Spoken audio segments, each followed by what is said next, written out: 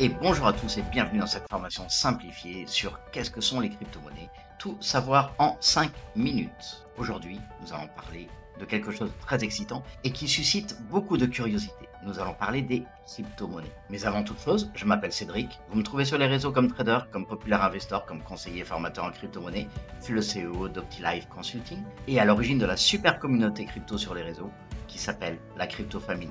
Nous sommes aujourd'hui plus de 6700 dans cette communauté. Si tu souhaites nous rejoindre, l'inscription est gratuite. Merci lebitcoin.com. Alors on en revient à notre sujet. Qu'est-ce que la crypto-monnaie? Eh bien, c'est un sujet fascinant et je vais essayer de t'expliquer le plus simplement possible ce que c'est. Vous allez imaginer que vous avez une monnaie que vous pouvez utiliser pour acheter des biens et des services, tout comme l'argent que vous utilisez tous les jours. Mais au lieu d'être des pièces ou des billets que vous gardez dans votre portefeuille, cette monnaie est entièrement numérique. C'est ça une crypto-monnaie, c'est une monnaie qui est digitale. Une crypto-monnaie, c'est donc une forme de monnaie numérique ou virtuelle qui utilise la cryptographie pour sécuriser les transactions. Contrairement à l'argent traditionnel comme l'euro ou le dollar, les crypto-monnaies ne sont pas émises par un gouvernement ou une banque centrale. Cela signifie qu'elles sont décentralisées et basées sur une technologie appelée la blockchain. Ok, donc on a compris que la crypto-monnaie c'est comme de l'argent, mais c'est virtuel puisque c'est digital. Mais alors quelle est la répartition de la population qui détient de la crypto-monnaie? Est-ce que c'est virtuel? Est-ce qu'il n'y a personne qui l'utilise? Ou au contraire, est-ce que ça commence à être en plein boom? Alors le pourcentage mondial d'utilisateurs de crypto-monnaies, il peut varier suivant les sources et les méthodes de mesure, bien sûr. Cependant, des études récentes fournissent des estimations basées sur des sondages et des analyses de marché. Voici une vue d'ensemble. Concernant les estimations récentes, il y a une étude qui a été menée par AAA. C'est une société qui est spécialisée dans les paiements en crypto-monnaies et environ 4,2% de la population mondiale utilisait les crypto-monnaies en 2023. Cela représente environ 420 millions de personnes à l'échelle mondiale. Point de vue croissance et adoption, on sait que l'adoption des crypto-monnaies a connu une croissance rapide au cours des dernières années.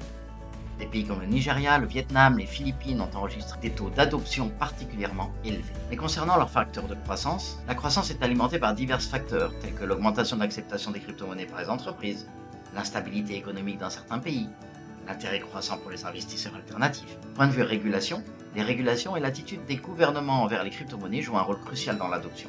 Des environnements réglementaires favorables encouragent l'adoption, tandis que les restrictions et interdictions peuvent la freiner.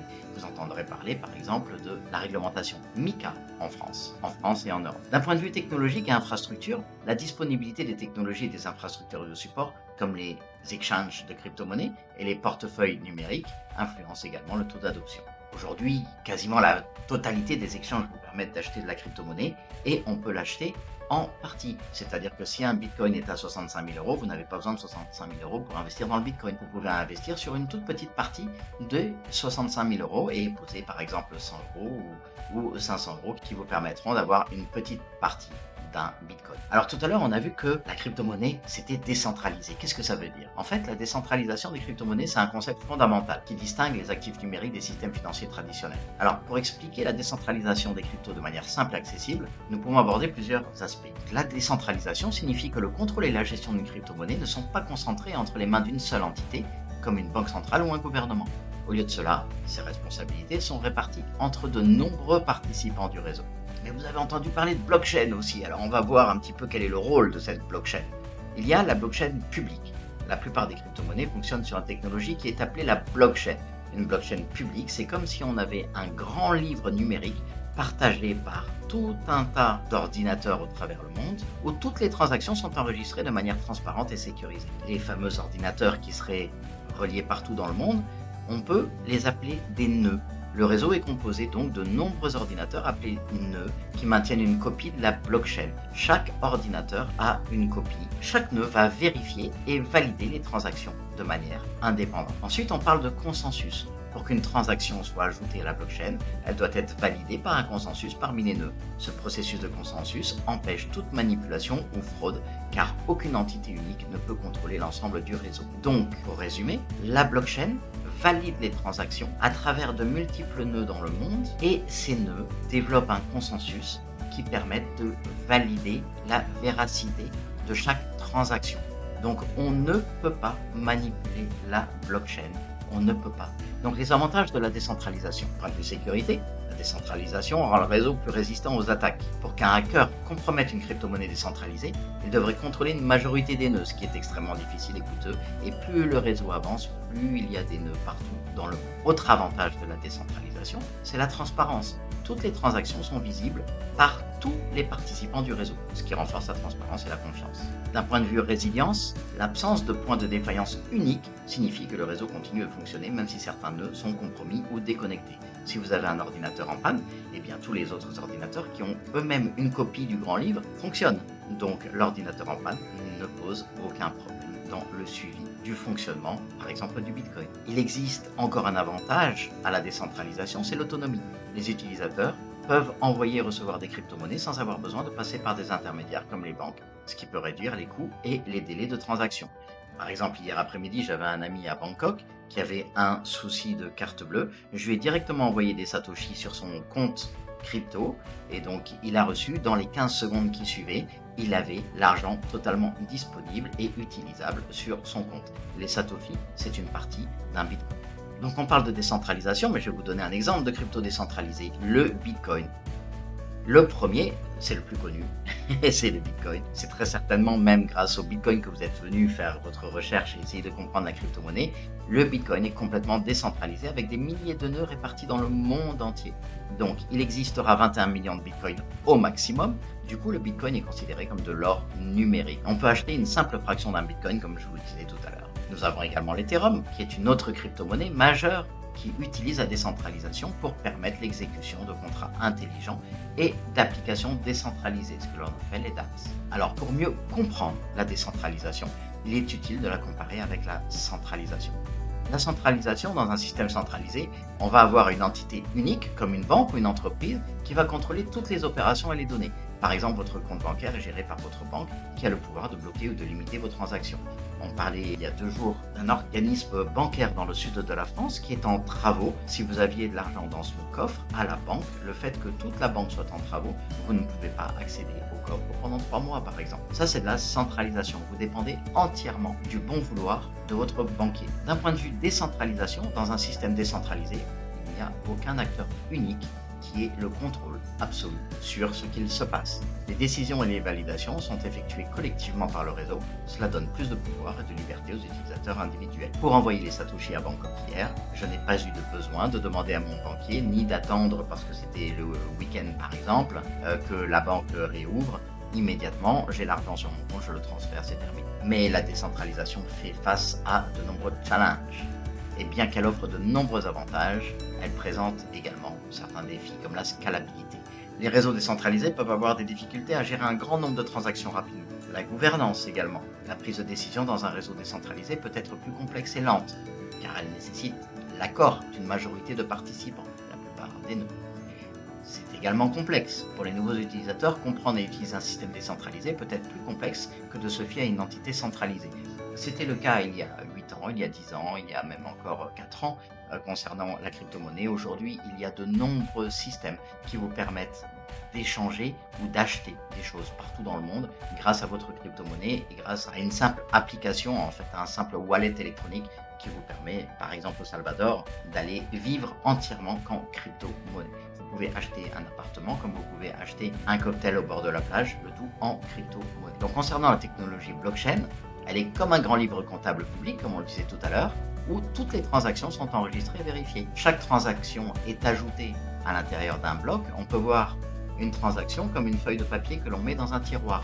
Et tous les blocs sont enchaînés les uns aux autres. Donc chaque tiroir est posé l'un après l'autre. Donc on remplit d'abord un bloc avant de passer au bloc d'après. Donc ça forme du coup une chaîne de blocs, d'où le nom de blockchain. Cette technologie rend les transactions en crypto-monnaie très sécurisées et transparentes, car tout le monde peut voir les transactions, mais personne ne peut les modifier une fois qu'elles sont enregistrées. Alors comment fonctionnent les crypto-monnaies? C'est très simple. Pour utiliser les crypto-monnaies, vous avez besoin d'un portefeuille numérique. Alors il en existe des tas. Vous avez par exemple le Wallet of Satoshi, qui est très bien et qui est très utilisé au Salvador par exemple. Un portefeuille numérique, c'est une application sur un appareil qui peut être un téléphone, qui peut être un ordinateur, comme MetaMask par exemple, qui permet de stocker et d'envoyer ou de recevoir des crypto-monnaies. Chaque portefeuille a une adresse unique, un peu comme un numéro de compte bancaire que vous utilisez pour effectuer des transactions. Alors du coup, quels sont les avantages des crypto-monnaies? Les crypto-monnaies, ça offre plusieurs avantages par rapport aux monnaies traditionnelles. Déjà, on en a parlé, la décentralisation, elles ne sont pas contrôlées par une autorité centrale, ce qui réduit le risque de manipulation de corruption. Donc, personne ne peut modifier ce qui existe dans la blockchain. D'un point de vue sécurité, grâce à la cryptographie et à la technologie blockchain, les transactions sont entièrement sécurisées, donc il n'y a pas de risque. Transparence également, en avantage des crypto-monnaies, toutes les transactions sont enregistrées publiquement sur la blockchain, donc personne ne peut masquer quoi que ce soit. Et bien sûr, la rapidité des coûts. Je vous disais que hier, j'ai envoyé des satoshis directement. Ça s'est fait dans les 15 secondes qui suivaient. La personne avait l'argent et n'était plus tributaire d'une carte bleue qui lui avait été mangée par l'ATM et qui lui serait renvoyée d'ici 3 à 4 semaines en France parce que la banque dans laquelle il a son compte n'a pas de partenaire en Thaïlande, etc. Donc la personne avait une capacité à recevoir de l'argent tout de suite. Donc les transactions internationales peuvent être beaucoup plus rapides et moins coûteuses que les méthodes traditionnelles. Et au niveau des principales crypto-monnaies, il existe des milliers de crypto-monnaies, mais vous avez très certainement entendu parler déjà du Bitcoin, qui est la première et la plus connue des crypto-monnaies, souvent appelée l'or numérique, de l'Ethereum, qui est connu pour sa plateforme permettant de créer des contrats intelligents et des applications décentralisées, comme on le disait précédemment, mais également de Ripple, qui est très utilisé pour les paiements internationaux entre les diverses banques, de Litecoin également, souvent considéré comme l'argent par rapport à l'or du Bitcoin, offrant des transactions plus rapides. Quand je parle d'argent, c'est l'asset. En fait, vous avez l'asset de l'or, vous avez l'asset de l'argent. Eh bien, on a l'habitude de dire que le Bitcoin, c'est l'or numérique et que le Litecoin serait l'argent numérique. Donc, il existe très peu de frais en général sur les transferts de crypto-monnaies. On peut les acheter très facilement en faisant un virement ou simplement avec une carte bleue. Donc, il existe de nombreux exchanges comme Binance, comme Kraken, comme eToro. Et de mon côté, je vous conseillerais eToro pour de multiples raisons, mais en particulier pour sa facilité d'utilisation pour un débutant et pour son réseau social interne, bien sûr. Je vais rapidement vous faire une petite vidéo sur eToro, sur l'utilisation, etc. Et pour celles et ceux qui suivent les vidéos que je fais les mardis et les vendredis après-midi, on en parle très souvent. Ces vidéos sont faites en général en live crypto. Si je n'ai personne informé ces jours-là, je fais des live crypto. Donc les ventes de crypto-monnaies sont soumises à la flat tax en France. Si vous êtes en France, il y a des pays où la crypto n'est pas du tout taxée, comme Dubaï, comme le Salvador. Mais en France, malheureusement, nous sommes assujettis à la flat tax de 30%. Il existe de nombreux pays où la crypto-monnaie n'est pas taxée. Donc il existe quand même des risques qui sont associés aux crypto-monnaies. Et bien qu'elles présentent de nombreux avantages, on a quand même quelques petits risques, comme la volatilité. Les prix des crypto-monnaies peuvent fluctuer énormément en peu de temps. Pour un trader, on dit souvent qu'un trader qui traite des crypto-monnaies, un an sur les marchés crypto, ça équivaut à 5 années de trading sur le marché traditionnel, par exemple. D'un point de vue sécurité également, si vous perdez l'accès à votre portefeuille ou si votre portefeuille est piraté, vos crypto-monnaies peuvent être perdues pour toujours. Mais c'est la même chose pour un billet de banque en fait. Si vous avez un billet de banque dans la poche, que vous allez laver votre véhicule, quand vous arrivez là-bas et que le billet de banque est tombé, il appartient à la personne qui l'a trouvé et il ne vous appartient plus. D'un point de vue régulation, les régulations gouvernementales peuvent également affecter l'utilisation et la valeur des crypto-monnaies. On a vu par exemple sur le cycle de 2018 à 2021, on a vu par exemple la Chine bannir les crypto-monnaies ou le minage des crypto-monnaies automatiquement. Ça causait une très lourde correction. Donc d'un point de vue avenir des crypto-monnaies, est-ce que les crypto-monnaies peuvent être envisagées pour durer ? En fait, elles sont encore relativement nouvelles et leur adoption continue de croître. Il faut bien se dire que Satoshi Nakamoto, l'inventeur du Bitcoin, ne l'a fait qu'en 2007 quand il a écrit son livre blanc, et en 2008 on a commencé à avoir des personnes qui s'y sont vraiment intéressées. De plus en plus aujourd'hui d'entreprises acceptent les crypto-monnaies comme moyen de paiement. On a vu Tesla accepter le Bitcoin comme paiement pour ses véhicules. Il y a de très nombreux projets innovants basés sur la blockchain qui sont en développement.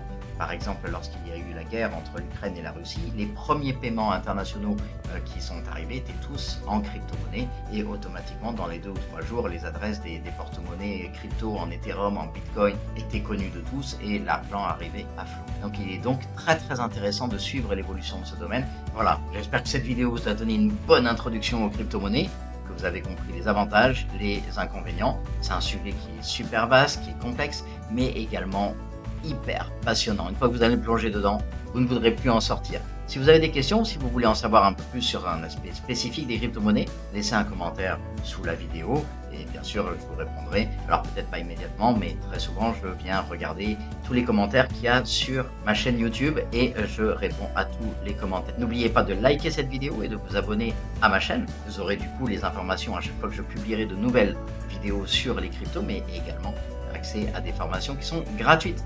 Merci de m'avoir écouté et à très bientôt.